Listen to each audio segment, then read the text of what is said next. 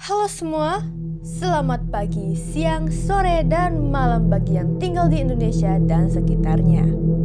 Selamat datang di podcast Samfi. Saya host kalian Samfi, dan karena hari ini adalah hari malam Jumat, bagaimana kalau saya menceritakan 2 cerita seram yang pernah ku dengar?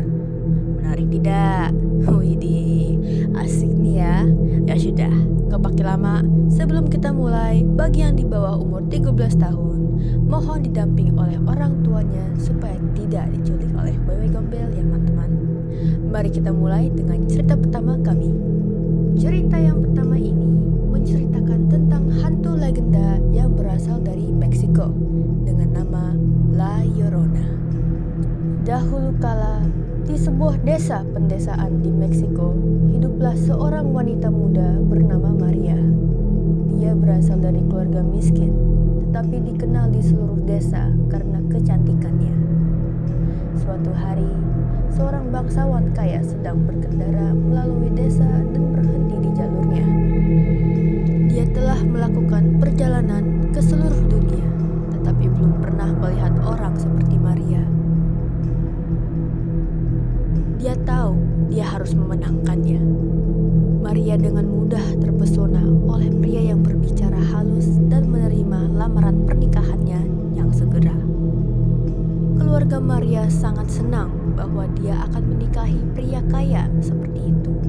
Tetapi ayah bangsawan yang sombong tidak akan begitu bersemangat dengan pertunangan ini. Jadi para bangsawan membangun Maria sebuah rumah di desa, di mana mereka bisa bersama tanpa sepengetahuan ayahnya. Dia akhirnya melahirkan anak laki-laki kembar. Para bangsawan sering berpergian dan meninggalkan Maria di rumah bersama anak kembarnya hampir sepanjang waktu. Pada awalnya, ia membawa banyak hadiah kembali dari perjalanannya dan merupakan suami yang setia. Tapi saat dia pergi dan kembali, dia menjadi lebih dingin dan lebih jauh dari Maria, sampai pada titik di mana dia hanya akan memberi perhatian pada anak-anak itu. Maria mulai curiga bahwa dia sudah tidak jatuh cinta padanya karena dia semakin tua dan tidak secantik yang dulu. Bertahun-tahun kemudian, suaminya berhenti kembali ke rumah. Maria sangat terpukul.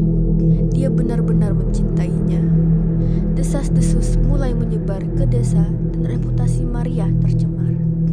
Bahkan bertahun-tahun telah berlalu, Maria sedang berjalan dengan anak-anaknya di sepanjang sungai.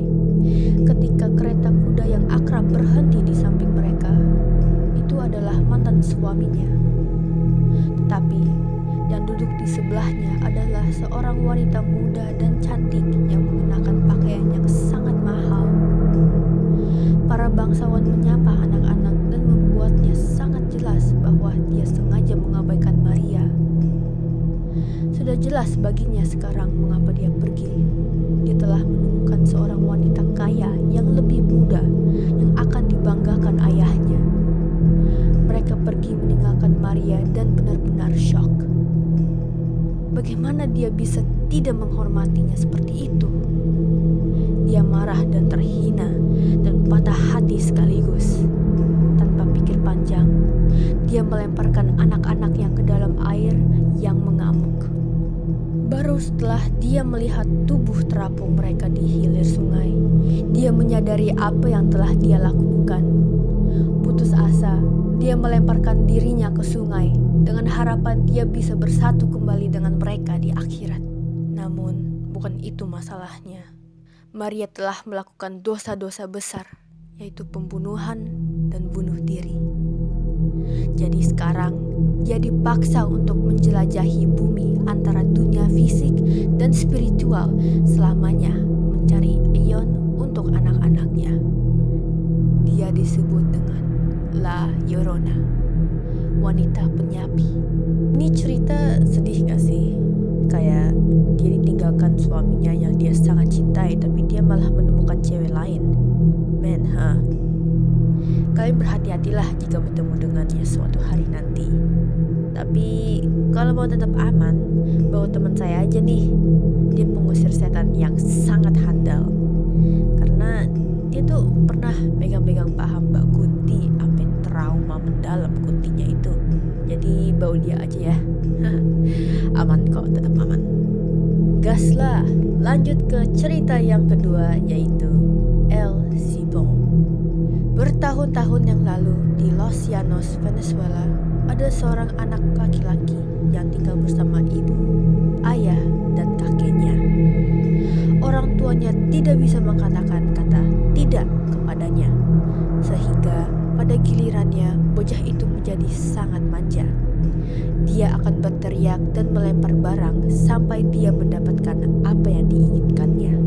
Suatu hari, anak laki-laki dan ayahnya sedang berjalan di hutan. Anak laki-laki itu berkata dia lapar dan ingin makan isi perut rusa. Putus asa untuk menyenangkannya, ayahnya pergi lebih dalam ke hutan untuk memburu. Tetapi setelah berjam-jam mencari, ayahnya kembali dengan tangan kosong. Marah dan kelaparan, bocah itu mengambil pisau berburu ayahnya dan menusukkannya ke dadanya. Lagi dan lagi dan lagi. Dia merobek perut ayahnya dan mengeluarkan jeroannya. Anak-anak lelaki itu kembali ke rumah dan melemparkan isi perut ke meja dapur di depan ibunya. "Masak ini," tuntutnya. Ibunya curiga.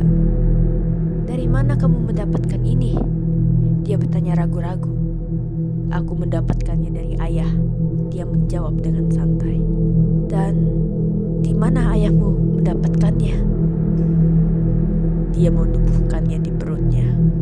Kakek anak laki-laki itu mendengar dan memutuskan sudah waktunya cucunya belajar pelajarannya. Dia mengikatnya ke pohon dan mencambuk punggungnya sampai mentah dan berdarah. Dia menggosok jus lemon dan cabai di lukanya untuk membuatnya menyengat. Dia memasukkan jenazah ayahnya ke dalam karung dan melemparkannya ke punggung bocah itu yang terluka. Anak laki-laki itu berlari ke hutan, tetapi tidak dapat berlari lebih cepat dari anjing kakeknya yang melahapnya dalam hitungan detik. "Kamu seharusnya tidak melakukan itu pada ayahmu. Aku mengutukmu. Kamu akan terkutuk untuk selama-lamanya." Kutukan kakeknya telah mengubahnya menjadi El Sibong, pria bersiul. Mengerikan. Jujur, aku dulu pas dengerin cerita ini tuh berusaha banget untuk gampang sadar kalau misalnya ada suara tulang kelentang-kelenting itu.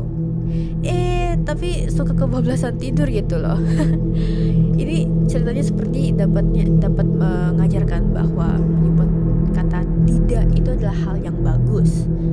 Bagusnya ya biar gak manja aja gitu. Mau itu anak kamu, mau itu orang lain, pacar kayak apa kayak, itu biar gak manja aja tuh. Jadi ada kayak batasannya. Tapi semisalnya gak pernah bilang tidak, ya udah itu masa lalu di masa depan sama anak, sama orang lain, sama pacar kayak gebetan apa kayak terserah ya. Ya enggak. Tapi bener kan?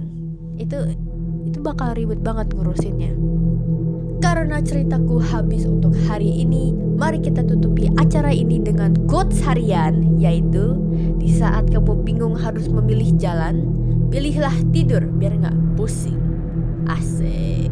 Sumpah gak jelas, tapi gak apa-apa, gak peduli. Baiklah, sekian terima kenyataan. Makasih udah mau mendengarkan podcast Selfie ini.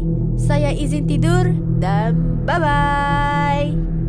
Podcast ini dibuat dan diproduksi oleh Samantha Rahmadiva Rosa. Scriptwriter yaitu Samantha Rahmadiva Rosa.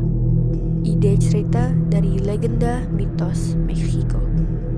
Editor by Samantha Rahmadiva Rosa. Sekian.